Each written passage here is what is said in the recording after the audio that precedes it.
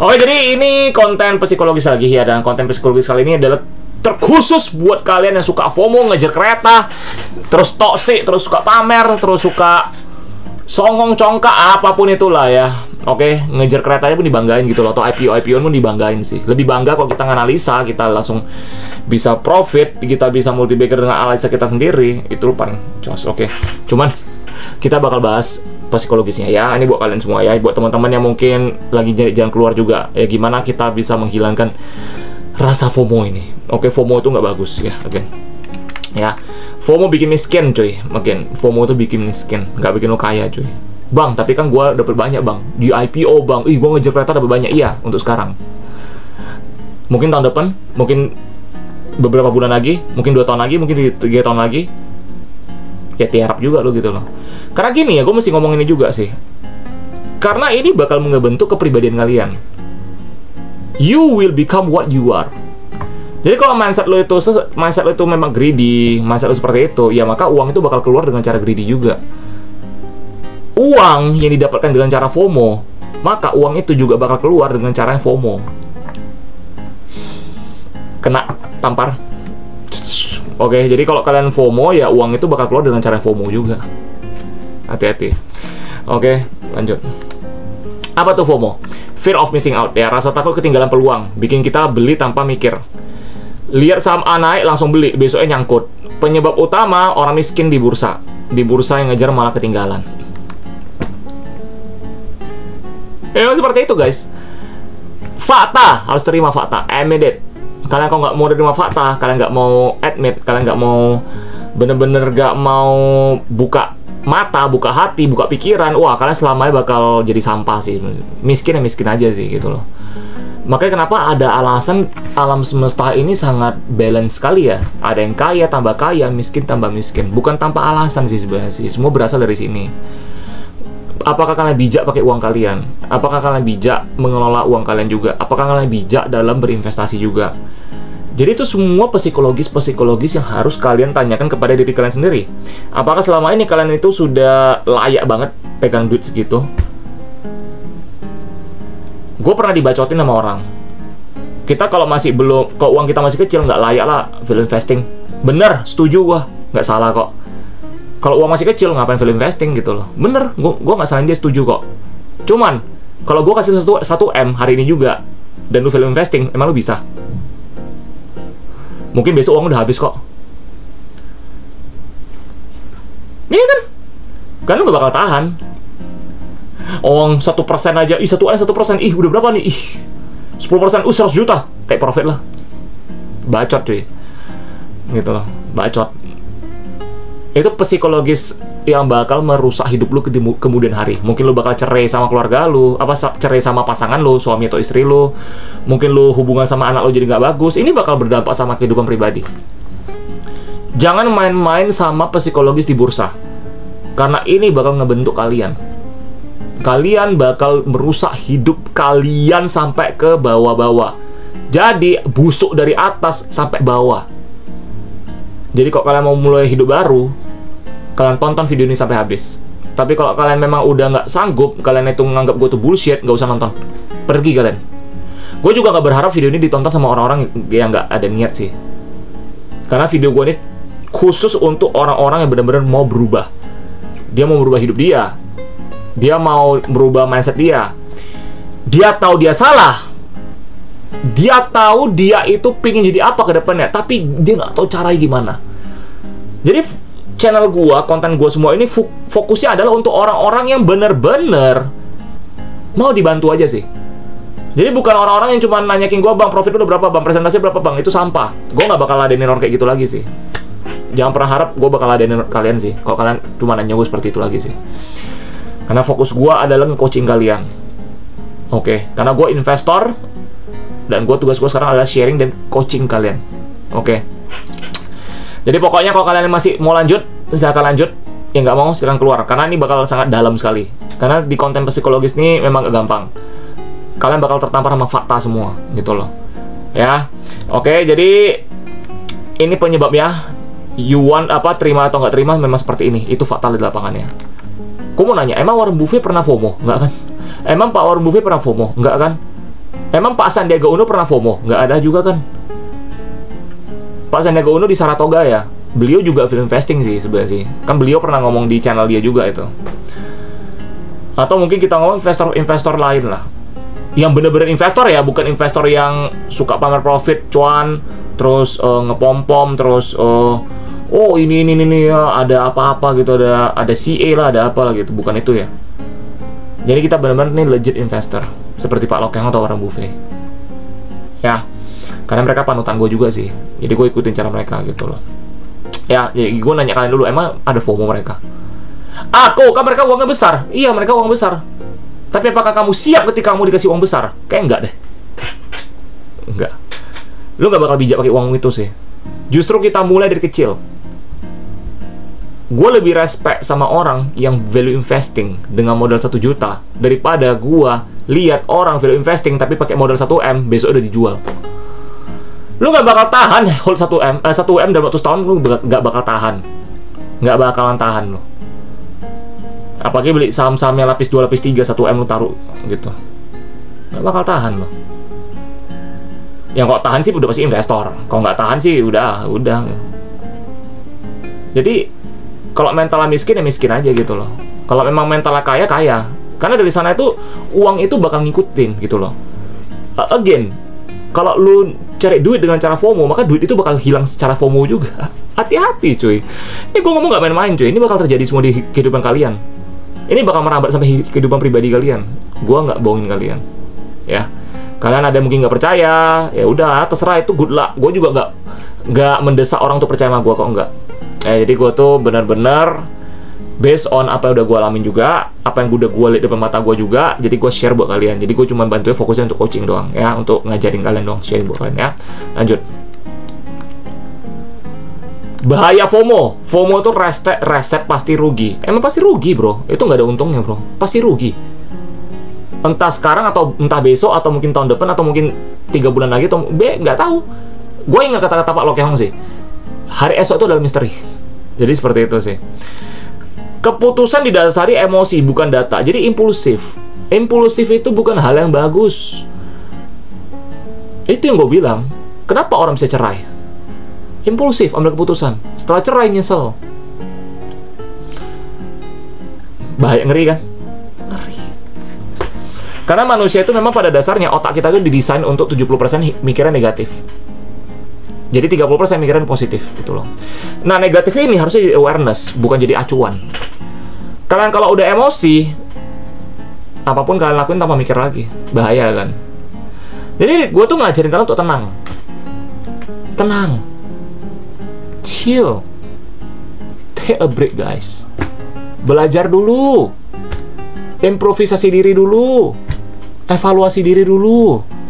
Gue selalu kasih tau teman-teman, kita tuh bukan mikir profit duluan. Yang kita pikirkan adalah invest ke diri kita dulu. Invest more and you will earn more. Oke? Invest in yourself more, ya. Jadi lu invest di diri lu dulu. Ketika lu invest banyak di diri lu, barulah uang itu bakal ngikutin juga. Uang itu netral. Oke, so again, gue ulang lagi. Invest in yourself more, then you will earn more. Oke, sip. Lanjut. Beli di harga pucuk, jual di harga pasar. Seperti itu. Tertampar fakta, memang seperti itu. Nah, jadi makanya kenapa gue asik ngomong. Memang ada beberapa teman-teman juga yang masih sampai hari ini masih ada yang ngejar kereta, kayak nggak tahan gitu loh. Nampak berita keluar mau beli saham itu, gue ngerti, nggak semua orang bisa berubah dalam waktu 1 malam, itu butuh proses. Tapi kalau kita punya kemauan, mindset kita ngomong kita mau berubah, itu bakal berubah, bisa. Ya, jadi itu mesti kalian tahan juga. Oke, jadi kalian tuh bener-bener mesti latihan pelan-pelan, itu jam terbang sih jatuhnya sih. Nah, ini gue bisa ngajarin.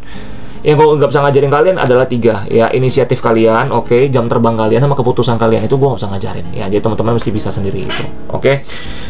Nah, gue bilang sih, kalau kalian bisa ngontrol emosi ini, maka di kehidupan pribadi kalian tuh bakal bisa ngontrol juga loh. Serius. Karena, jadi, sebuah bursa saham ini tempat pengembangan diri. Kalau kalian gagal di bursa saham, berarti pengembangan diri kalian gagal. Di kehidupan pribadi pasti bakal bermasalah. Gitu loh. Banyak. Yang kasusnya yang di Surabaya itu aja, yang dulu itu ya masalah apa ya, forex atau apa itu yang dibunuh semua. Yang si apa suaminya ngebunuh istri sama anaknya juga, dan dia bunuh diri juga. Itu kan karena udah emosi. Bahaya, ngeri kan? Ngeri. Jangan main-main, guys. Gue ngomong memang ketus, tapi gue care sama kalian. Gitu loh ya. Jadi ya suka nggak suka sih, gue tetap bakal kasih tau kalian sih. Faktanya memang seperti itu. Be careful. Terutama buat pemula ya, atau teman-teman yang udah trauma, kejebak dan sebagainya ya. Kehilangan fokus pada tujuan jangka panjang. Ini makanya gue bilang gini. Biasanya kalau gue dengar teman-teman lapor ke gue bakal kayak boleh dibilang kayak balikan sense mereka ke awal lagi sih. Gue selalu ngomong, tujuan kalian di awal apa sih masuk bursa? Jadi kalian tuh mesti, kalau kalian udah FOMO, kalian tuh udah mulai takut, nggak kebagian dan sebagainya, kalian tuh mikir awal, di bursa lo mau ngapain sih? Tujuan lo di bursa ngapain? Apa tujuan lo di bursa, cuy? Lu kalau nggak bisa jawab, umur lu bakal pendek di bursa udah pasti. Ya, oke, lanjut. Mengulang kesalahan yang sama jadi lingkaran setan. Emang kalian tuh rantai makanan di bursa doang. Admit it, kalian tuh cuma rantai makanan di bursa. Beli di pucuk, jual. Beli di pucuk, nyangkut bertahun-tahun. Beli valuasi mahal, nyalain bursa, nyalahin direksi, nyalahin siapapun. Bahkan tetangga lu pun lu salahin gitu loh. Toxic jatuhnya, toxic dan toxic. Itu lingkaran setan tuh circle yang toxic sih menurut gua sih. Jadi toxic, setoxic-toksiknya. Jadi orang FOMO tuh toxic. Oke, suka nggak suka. Oke, lanjut ya. Kalau nggak bisa lanjut, ciao. Kalau mau lanjut, congratulations, kalian bakal merubah hidup kalian ya. Seni menunggu. Diam adalah strategi, bukan malas. Diam adalah strategi, bukan malas. Oke, jadi kalau kita udah beli saham, kita udah analisa bagus nih sahamnya nih. Oke, ya udah, tunggu sampai nilai wajar aja. Ada nggak Pak Lo Keng Hong ngeluh? Ada nggak Pak Lo Keng Hong malas-malasan? Enggak, dia meskipun udah beli saham, dia masih aktif. Tapi dalam sini apa? Diam adalah strategi. Ya udah beli, udah hold aja. Kalau investasi, mindset, balik ke mindset kalian. Ya, lanjut. Investor sejati beli saat harga murah, bukan saat orang beli. Nah ini gue mesti tekanin sih. Ada orang beli saham valuasi murah tapi orang bodoh. Ngerti maksud gue ya? Jadi valuasi murah nggak selamanya bagus juga. Lihat utangnya. Ada orang namanya nekat, ngerti ya? Bedakan sama namanya investor dan nekat. Biasa orang nekat dalam arti udah tahu ini udah bobrok. Adalah saham-saham tertentu yang kepemilikan saham di publik udah 100% di masyarakat, terus under value tapi dia beli. Tapi dia bilang apa? Ketika orang lain takut gue beli gitu loh. Itu mah bukan ketika orang lain takut lo beli, bukan, itu validasi doang. Lu itu menutupi kebodohan lu dan kebobrokan lu. Lu nggak bisa ngerti analisa saham. Lu cuma ngambil modul PBV di bawah 1, value investing, tapi sebenarnya tuh pemain dan tukang pom-pom. Bacot, toxic, shitty head, fucking ass, dumbass.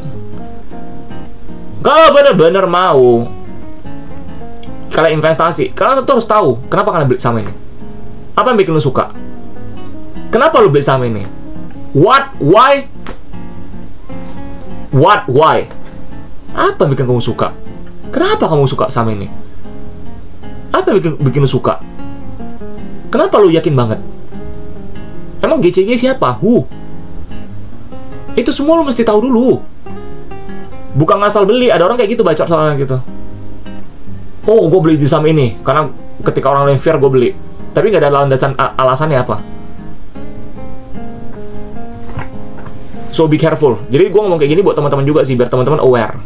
Jadi kita masuk dalam seni menunggu, ini udah meningkatkan awareness kalian. Jadi biar kalian nggak kegoda sebenarnya sih. Jadi sampai sini udah mulai kebuka ya. Kita lanjut lagi. Tunggu momen panic selling, itu diskon besar-besaran. Kalau teman-teman yang udah pada tahu, gue tuh pernah suka beli saham downtrend. Pokoknya gue cari saham downtrend, gue tuh bakal nyari yang udah mulai masuk under value, dan gue bakal hitung valuasi masuknya berapa. Ketika itu gue udah tahu gue kapan mau masuk. Jadi gue tuh tipe investor yang tukang cari saham downtrend, bukan uptrend. Sorry ya, gue tuh lawan arus. Tapi berhasil kok di bursa. Udah multi bagger berapa kali ya. Memang seperti itu cuy. Ya, jadi teman-teman tuh mindset juga mesti difokusin lah. Kalau misalnya kalian mindset tuh nggak bagus, ya susah. Downtrend itu dianggap malapetaka. Sebenarnya enggak. Kalau memang kita investor sejati, itu peluang cuy. Ada alasan miskin tambah miskin kan? Kaya tambah kaya kan? Dari sana udah nampak. Oke. Sabar sama dengan keuntungan berganda lewat bunga berbunga. Lewat bunga berbunga. Capital gain. Oh jelas, kan pernah dibilang sama Pak Warren Buffett atau Pak Lo Keng Hong. Bursa saham itu adalah perpindahan uang dari orang nggak sabar ke orang sabar. Uang kalian nanti bisa pindah loh. Ngeri kan? Ngeri gak? Uang kalian nanti bisa pindah loh. Mungkin uang kalian nanti bisa pindah ke gue juga nih. Karena gue sabar. Kalian nggak sabaran. Ngeri ya? Ya contohnya kayak apa? Ya itu kayak di saham Tobago yang udah gue jual semua di 1.200. Gue jual orang beli kan. Ngeri kan? Berarti dia nggak sabaran kan? Gue sabar 2 tahun kan. Gue jual, mereka beli. Berarti perpindahan transfer uang kan dari mereka ke gue. Itu real ya. Kata-kata itu real banget. Perpindahan antara uang dari orang nggak sabar ke yang sabar. Oke. Jadi saham bagus plus harga diskon plus sabar kaya pasti. Pasti, itu udah pasti. Itu rumusnya sih. Mau rumus ya? Gue ulang ya. Saham bagus plus harga diskon plus sabar sama dengan kaya pasti. Pasti kaya bro. Pasti. Jadi ini semua yang udah gue observasi dan gue pelajari. Apalagi gue, panutan gue tuh Pak Lo Keng Hong sama Warren Buffett. Jadi gue bener-bener ikutin mereka doang. Itu udah terbukti, ya udah. Just follow their step aja, udah gue ikuti step mereka aja gitu loh. Nggak ada kata terlambat guys. Oke, lanjut ya. Sampai di sini, congratulations sekali lagi. Selamat buat teman-teman yang sudah kena hajar di awal, jeda dan bisa ngikut sampai akhir, dan teman-teman udah mulai sadar lagi dan sudah mulai mau membuka pikirannya dan hati juga dan mau berubah hidupnya. Congratulations buat teman-teman ya. Kita lanjut lagi. Strategi anti FOMO, pahami bisnisnya, circle of competence. Nah ini gue asik ngomong di video live gue juga dan di beberapa kesempatan. Dan gue asik ngomong. Kita analisa saham itu ada 3, GCG, bisnis, dan valuasi. Bisnis, ini apa? Yaitu circle of competence. Lu ngerti bisnisnya nggak? Kalau kita nggak ngerti bisnisnya, kita jangan beli. Itu seperti kata Pak Warren Buffett. Kenapa Warren Buffett itu nggak mau beli saham teknologi? Ya karena dia nggak ngerti bisnisnya. Again, gue juga mau ngomong, Apple itu bukan teknologi. Memang secara bisnis dia itu secara perusahaan itu teknologi, tapi bisnisnya itu bagus. Warren Buffett udah bilang apa? It's a good business. Karena apa? Jualan handphone, gadget kan. Apple itu kan di mana-mana ada, gitu loh. Jadi memang ada beberapa orang-orang yang validasi ini mengatakan bahwasannya value investing udah mati lah. Terus dibilang apa lagi? Dia bilang, Warren Buffett jadi beli teknologi dan sebagainya. Hey, kalian mesti ngerti. Dia beli teknologi karena bisnisnya. Dia bilang apa? Apple itu karena bisnisnya. It's a good business. Karena jual beli. Ada barangnya, ada produknya. Apple, ada tab, ada handphone, gadget, ada iCloud bahkan yang bisa kalian subscribe. Itu bisnis bro. Ya. Bukan metaverse ya. Bukan yang aneh-aneh ya. Oke, lanjut lagi. Tentukan harga wajar, beli di bawahnya margin of safety. Ini gua sih ngomong. Ini juga sebenarnya membangkitkan kalian punya awareness dan kalian punya FOMO kalian sih. Jadi kalian tahu, oh ini udah kemahalan nih, gua nggak mau ikut lah, ngeri. Margin of safety nomor 1 ya. Abaikan rumor dan trending saham di sosmed. Matikan aplikasi kalian. Jangan asik lihat aplikasi.